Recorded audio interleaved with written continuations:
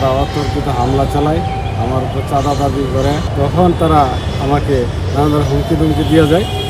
আমার ওইখানে কাজ চলমান ছিল, কাজ বন্ধ করে দিয়ে যায়। আমার স্ত্রীকে বেধড়ক পিটাইছে।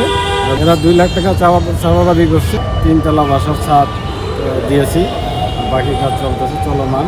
আমি জনতা ব্যাংক থেকে লোন নিয়ে কাজ করাইতেছি।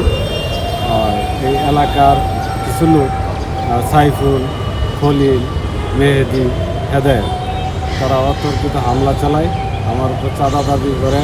আমি চাওয়া একটু অস্বীকৃতি জানাতে, আর কাজ বিভিন্ন কাজের কন্ট্রাক্ট চাই। হ্যাঁ, আমাকে তাদেরকে দিতে হবে। আমি এইসব দিতে অস্বীকৃতি জানালে যে আমি বলছি ভাই আমি জনতা ব্যাংকের টাকায় বাড়ি করতেছি, তা আমি তো এইসব করতে পারবো না। তখন তারা আমাকে নানা ধরনের হুমকি দুমকি দিয়ে যায়। আমার ওইখানে কাজ চলমান ছিল, কাজ বন্ধ করে দিয়ে যায়। পরে বলে যে আমি আসতেছি, নিয়ে আসতেছি লোকজন।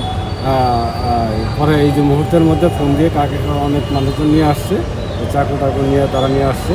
নিয়ে এসে আমাকে অতর্কিত হামলা চালায়। আমার সাথে ছিল সোনালী ব্যাংকের আমার সাকিম ভাই। উনি ফেরানোর চেষ্টা করলে ওনাকেও ওই মাথায় আঘাত করে চাকু দিয়ে, তার মাথায় একটু রক্তাক্ত হয়, ফেটে যায়। আমার ওয়াইফ ছিল সেখানে ফেরানোর জন্য গেছিলো।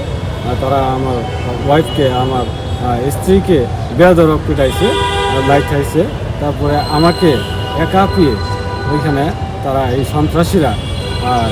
সন্ত্রাসীরা আমাকে টেনে হেঁচড়ে নিয়ে ওই ইটের সাথে সিসি ক্যামেরার বাইরে গিয়ে আমাকে ইটের সাথে ঠেকলায়।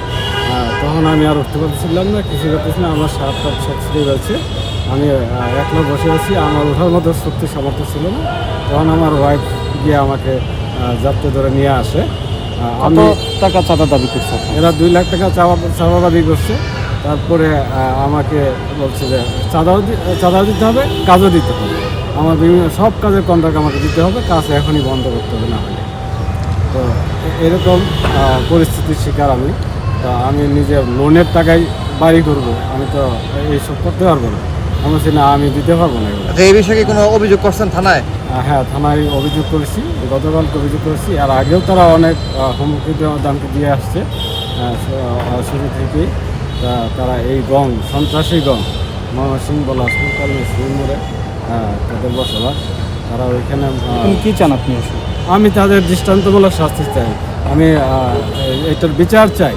আসলে আমরা যারা ব্যাংকে চাকরি করি, লোন নিয়ে বাড়ি করি, আমরা এইভাবে হেনস্থার শিকার হই, এটা কখনোই কামনা, এটা অনৈতিক। এইটা যেন না থাকে, আমি প্রশাসনের সুদৃষ্টি কামনা করছি।